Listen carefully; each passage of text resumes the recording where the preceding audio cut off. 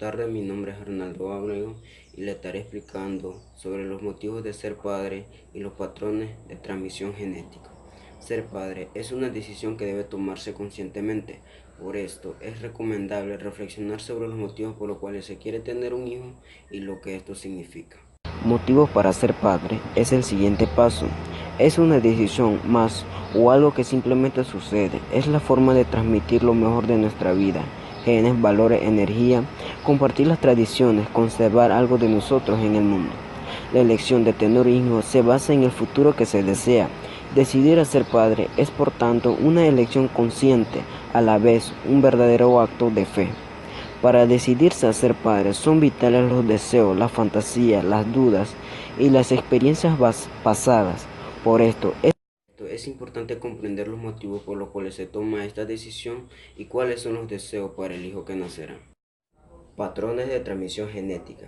Herencia dominante y herencia recesiva. Los genes que gobiernan expresiones diferentes de una misma característica se llaman alelos. Un alelo procede de la madre y otro del padre. Cuando ambos alelos son iguales, la persona es homocigota para esa característica. Cuando son diferentes, la persona es heterocigota. Cuando la herencia recibida es heterocigota, el rasgo que se manifiesta es el dominante. Por ejemplo, la persona tendrá los ojos marrones porque el color marrón es dominante sobre el azul, mientras que el azul es recesivo. El genotipo y el fenotipo. El genotipo es la configuración genética que una persona ha heredado en su ADN. Un fenotipo es la parte observable como se expresa el genotipo. Otros patrones de transmisión genética. Tenemos a la herencia relacionada con el sexo. Esto se encuentra en los genes del cromosoma X.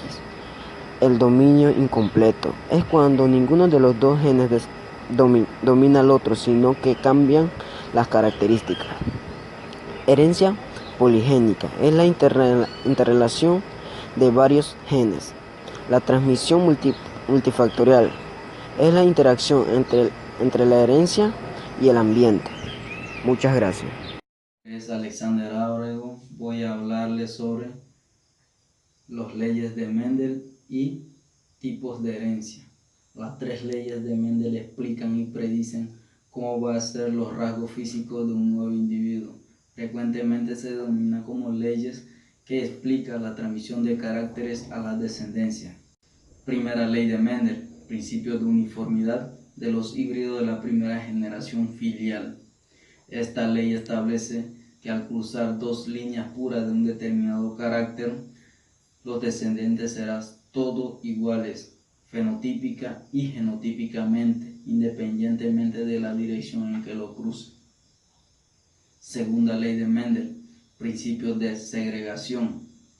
Esta ley establece que durante la formación de gametos, cada alelo de un par se separa del otro miembro para determinar la constitución genética del gameto filial. Es muy habitual representar esta posibilidad mediante el cuadro de Punnett. Mendel obtuvo esta ley al cruzar diferentes variedades de individuos heterocigotos. Tercera ley de Mendel. Mendel concluyó que los rasgos son heredados independientemente uno de otro, es decir, que no existe una relación entre ellos, por lo que el patrón de herencia de un rasgo no afectará al patrón de herencia del otro. Solo se cumple en los genes que no están ligados. Tipos de herencia. Herencia autosómica dominante. Se da cuando el alelo alterado es dominante sobre el normal. Basta de una sola copia para que se exprese una enfermedad. Herencia autosómica recesiva. Se da cuando el alelo alterado es recesivo sobre el normal, por lo que una sola copia no expresará una enfermedad. Herencia ligado al cromosoma X dominante. Se da cuando el alelo alterado es dominante sobre el normal. Basta de una sola copia para que se exprese una enfermedad. El gen se encuentra en el cromosoma X dominante. Herencia ligado al cromosoma X recesivo. En este tipo de herencia encontramos la herencia mitocondrial. Muchas gracias. Bueno, le estaré hablando sobre las enfermedades genéticas y la clonación. La enfermedad genética es una afección patológica debido a una alteración que afecta el genoma. Puede ser hereditaria o no. Si el gen alterado está presente en el gameto, o sea, óvulo y espermatozoide, este puede ser heredada. Transmisión de anormalidades genéticas. En esta se encuentra anomalía en los cromosomas. Bueno, en los cromosomas del bebé puede ser heredada por los padres y en algunos casos, bueno, puede aparecer sin que haya antecedentes familiares. Algunos ejemplos pueden ser síndrome de Down, síndrome de Turner, aneuploidía y de lesión. También está defecto de un solo gen. Este trastorno de un solo gen es el responsable de un defecto o anomalía. Normalmente es el de mayor riesgo y que puede ser heredado. Puede ser dominante y recesivo. Algunos ejemplos son síndrome de Marfan, fibrosis quística, anomalías de célula falciforme, problema teratogénico. Se sabe que algunas sustancias producen anomalías en los bebés. Bueno, esto se produce a partir cuando el feto está expuesto a sustancias que producen anormalidades durante el primer trimestre del embarazo, en el cual apenas se están formando los órganos. Algunos ejemplos pueden ser el alcohol, la exposición a altos niveles de radiación, plomo y determinadas enfermedades como la clonación. Son copias idénticas de un organismo a partir de su ADN. Se puede definir como el proceso por el cual se puede conseguir de forma asexual copias de células, organismos o moléculas ya desarrolladas. Lo primero que se clona son las células y luego lo que se necesita es la secuencia, es el ADN del organismo. Existen diferentes tipos de clonación: clonación celular, clonación molecular, clonación de especies, clonación terapéutica y clonación reproductiva. La clonación ha sido muy importante ya que ha sido una pieza fundamental en cuanto al estudio de enfermedades degenerativas como el Alzheimer y la de Parkinson. La reproducción es posible la permanencia de los seres vivos en el planeta, pero no todos los organismos tienen padre y madre. ¿Se imaginaría cómo sería esto? ¿Cómo un organismo por sí solo es capaz de generar la vida de otra? Por lo tanto, ¿cuáles son los tipos de reproducción que existen entre los diferentes tipos de organismos? Reproducción sexual y asexual. Entre los seres vivos hay dos tipos de reproducción, sexual y asexual. Por ejemplo, mamíferos como el caballo, el murciélago, el jaguar, la ballena y el ser humano, entre otros. Son organismos que se reproducen sexualmente y con ella dan lugar a un nuevo ser que tendrá características de sus dos progenitores. Por otro lado, las bacterias son organismos unicelulares, es decir, está formado por una sola célula. Cuando una bacteria se reproduce asexualmente, se divide en dos, dando lugar a dos bacterias idénticas. Un caso excepcional son las esponjas del mar, que además de tener una reproducción sexual, también tiene una reproducción asexual, ya que sobre alguno de estas se forman yemas que crece y desarrolla formando nuevas esponjas. Si se partiera en dos a una estrella de mar, ella podría sobrevivir. Con el trastorno de la estrella del mar le causaban a otras, unos granjeros decidieron cortarle en dos y luego echarla al mar, con la intención de matarlo. Pero esto no ocurrió porque ellos se reproducen por fragmentación. Una estrella del mar no necesita tener óvulos ni espermatozoides para reproducirse. Las planarias son gusanos de agua dulce. Son una especie peculiar porque ella presenta dos tipos de reproducción. Por un lado, puede reproducirse de manera sexual, que es decir, que si una planaria se fragmenta, dan lugar a dos nuevos planarios idénticos, o también como la mayoría de los organismos pluricelulares, tienen la capacidad de reproducirse sexualmente.